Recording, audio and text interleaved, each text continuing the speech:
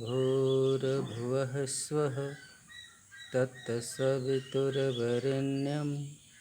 भर्गो देवस्य धीमहि धियो यो नः प्रचोदयात्। आदरणीय हमारे परिवार के सारे सदस्यगण, आप सभी का हार्दिक अभिनंदन। जीवन देवता चैनल में हम सब फिर मिल रहे हैं एक बार और मिलकर विचार कर रहे हैं कि हमारा जीवन देवता कैसे बने।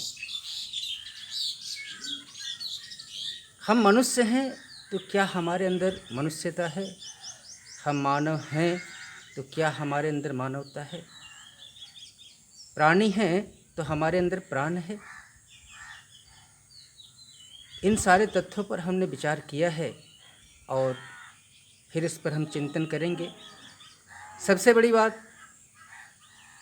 कि यदि हमारा शरीर ही स्वस्थ नहीं है तो फिर हम दूसरे की भला कैसे कर सकते हैं?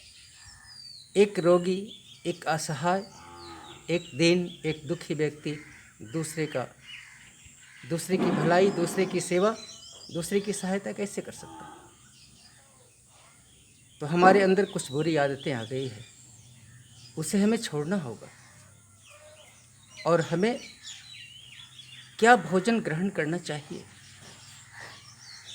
जीवन में क्या करणीय है, क्या स्मरणीय है, क्या भजनीय है, क्या चिंतनीय है, इस पर हमें विचार करना होगा। हम अंधाधुंध खाए जा रहे हैं, चले जा रहे हैं, पहने जा रहे हैं, किए जा रहे हैं। हम सोच ही नहीं रहे हैं कि इसका परिणाम क्या होगा, इसका असर हमारे ऊपर क्या पड़ेगा, इसका असर समाज के ऊपर क्या पड़ेगा, कभी हमने सोचा ही नहीं। इसलिए हमें मिल बैठकर विचार करना होगा। हमें अपनी सभ्यता और संस्कृति पर चलना होगा। हमें अपने संस्कृति और सभ्यता पर आ करके फिर से इस देश को जगत गुरु बनाना होगा। हमारा देश बहुत जल्दी जगत गुरु बनने वाला है, लेकिन इसमें हमें भी बहुत बड़ी भूमिका अदा करनी है। इस पर हमें विचार करना होगा।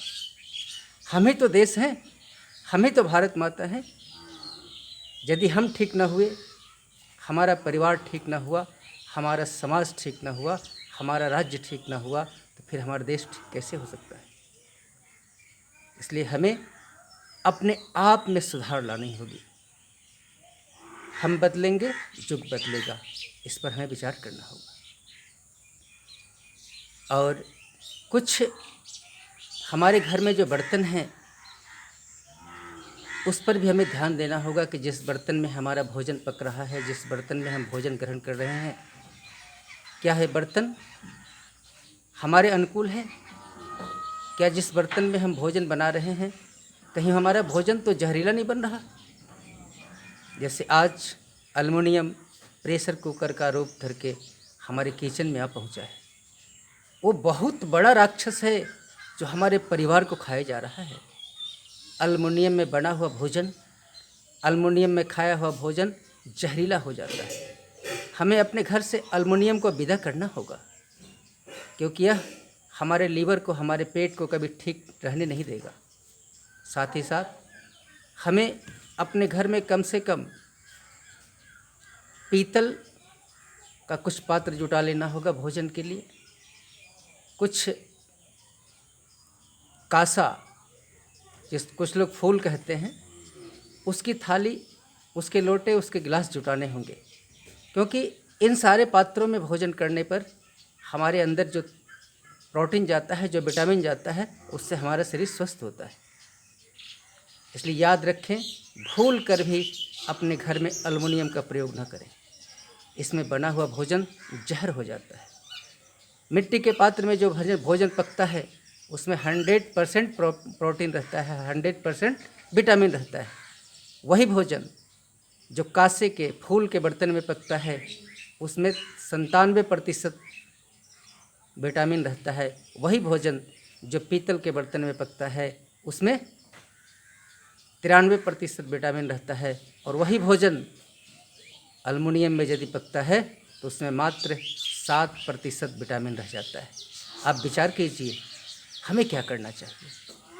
इसलिए धीरे धीरे हमें अपने घर के अंदर के बर्तन को भी बदलने पड़ेंगे। साथ ही साथ हर आंगन में तुलसी का पौधा होना ही होना चाहिए, अनिवार्य रूप से होना चाहिए।